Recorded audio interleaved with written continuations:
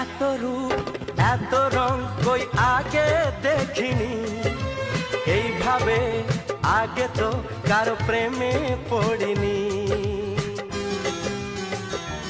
ও এত রূপ এত রং কই আগে দেখিনি, এইভাবে আগে তো কারো প্রেমে পড়িনি। এ পাঠ পড়া